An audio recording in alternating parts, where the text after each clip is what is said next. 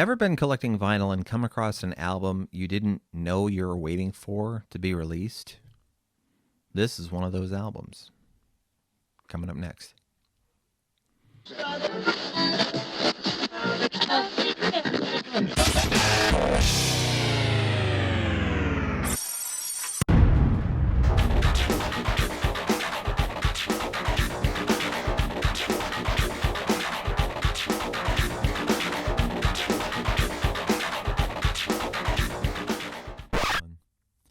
Hi, this is Scott. Welcome to another segment of Righteous Vinyl. Thanks for hitting play on the video and finding out who is on the turntable this time around. And recording this show on Sunday, December 13th, 2020.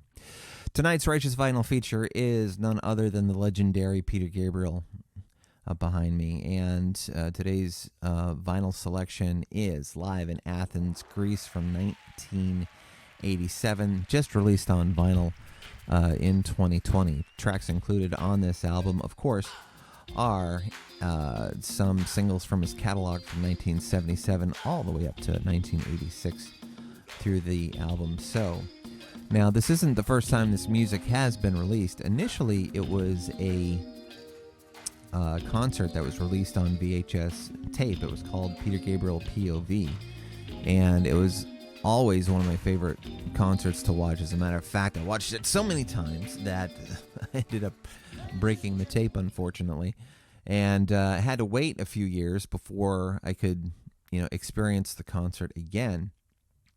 In 2012, the 25th anniversary of the album So was released, and the audio tracks from the POV concert were re-released on CD.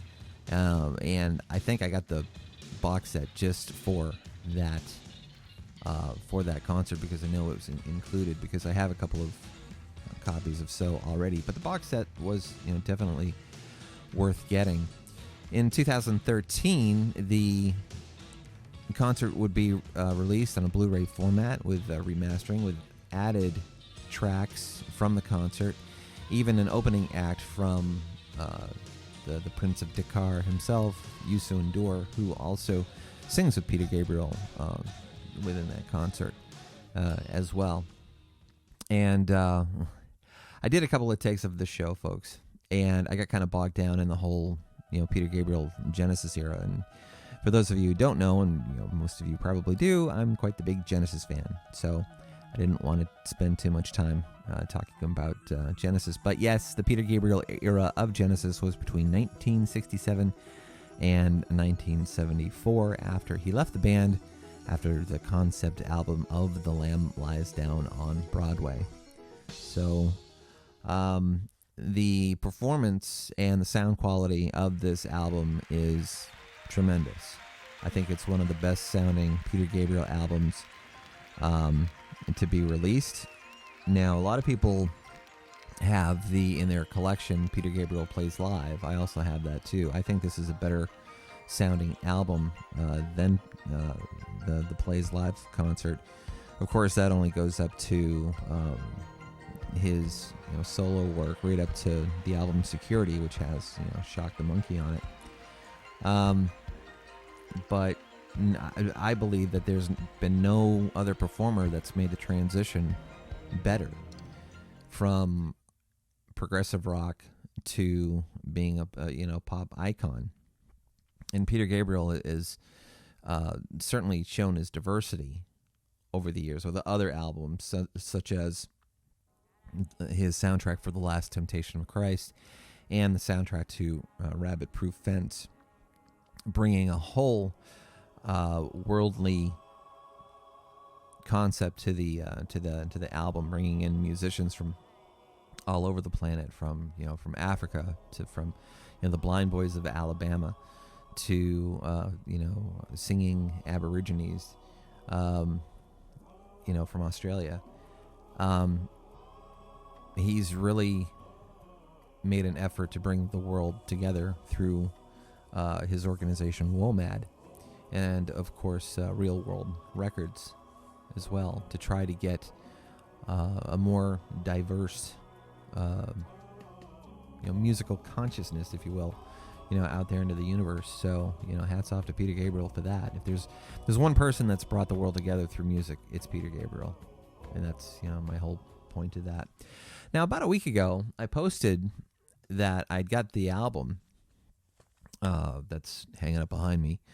I posted it on the turntable right now. And I'm going to do something that I haven't done before. I'm going to read some of the gotta make sure I gotta find them first. There they are. Okay. Had the wrong picture up, folks. So I want to read you some of the comments, and I'm going to take some time to reply to some of these comments as well. So, and these weren't trollers, and I'm not trolling anybody. This is going to be positive. It's going to be as if I was talking to them. But let's go with the first one. One post said, Peter isn't a fast worker. The scratch your back thing was interesting, but not tunes I would return to. I actually love The Who by Numbers, and the subsequent albums all have very good songs. Your mileage may vary. Well, just talking about Peter Gabriel, I'm going to chop out the Who part of that. The scratch your back thing, and I've got a T-shirt for it, was a project that Peter Gabriel came up with where he invited other artists to sing versions of his songs. And what he would do, he would sing versions of their songs. And the one standout track in that whole project, and I've got a 2-record set, Scratch My Back, I'll Scratch Yours, is he does a fantastic cover of David Bowie's Heroes. And I think it's haunting. And you listen to it now after the passing of David Bowie, and it takes on like a whole new meaning. And I think this person is correct that maybe that project, although artistically brave, wasn't as commercially successful, and may not stand the test of time the way Peter Gabriel's other albums have. So, that I think that's a fair statement. Another post that I received said, sat on the fence with that one as I have on CD and recently bought The Secret World and Growing Up vinyl releases. Should I come off the fence? Yes, you should. I highly recommend. Out of all the Peter Gabriel live albums, this one happens to be my favorite. I also am going to get the Growing Up vinyl release, the live show. I do have that on DVD because it has a great version of Red Rain on it. And that was a concert back from 2002. And so, yeah, you should get off the fence on this one. If not for the album itself, just complete the catalog for Peter Gabriel, complete the set, so to speak. One more. Another person says that'd be the same show, POV, and the later Live in Athens Blu-ray was sourced from. Yes, San Jacinto is heart-wrenching on that. Yes, totally agree. San Jacinto is on that. But I think the most heart-wrenching and gut-wrenching performance that Peter Gabriel does in the Live at Athens 1987 concert is his version of Mercy Street. And if you haven't seen it, check it out. Go on YouTube and just look at it. Peter Gabriel Live in Athens, Mercy Street. I mean, it's really it's pure emotion, and I think it's one of Peter Gabriel's one of his best performances. And one final one. Gone are the days when bands turned out an album at least one a year. They would put together an album and then a 30-date tours. Yeah. But I think that's been kind of, not just with COVID over the past year that we've all been living through, but I think concerts used to be that the album would itself promote the concert because you would get a lot of playtime on MTV when they used to play videos, and you would also hear the songs on the radio. So by the time you got to the concert, you already knew what your favorite songs were. And nowadays, I think performers do concerts to promote the album. So there's kind of been a switch over the years. And long gone are the days that they would put out an album almost every year. But, the one thing I would say to that, well, let's face it, folks, our rock and roll heroes from the 1970s and 1980s are kind of getting up there in years and probably not doing as much, newer material and going back and revamping some of their older stuff. And I think they're getting it out there for a younger audience. For those of us that appreciate it, probably listen to it with, older ears maybe. Maybe we'll get something out of the music that we didn't get before. And also, Peter Gabriel has also done the orchestral versions of his songs as well, which is pretty good. I like some of it. I'm glad that he did it, not someone else doing a take on, Peter Gabriel's music and, then doing an orchestral. Some of those albums have, kind of fallen flat over the years, but that's a different issue. So, some of my favorite tracks on this album are, of course, San Jacinto, Intruder, which has always been one of my favorite songs, Family Snapshot, Shock the Monkey.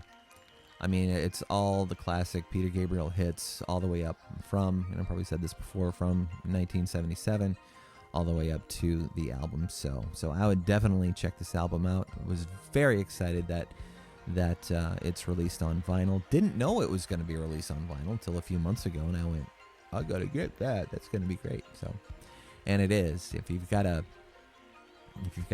nice hi-fi system, and I just got a Ortophone Blue new stylus, so I played it on that, and it's full. It's rich sounding. I don't think that anyone would be disappointed in any of the Peter Gabriel live albums, but this one hanging up behind me just happens to be my favorite.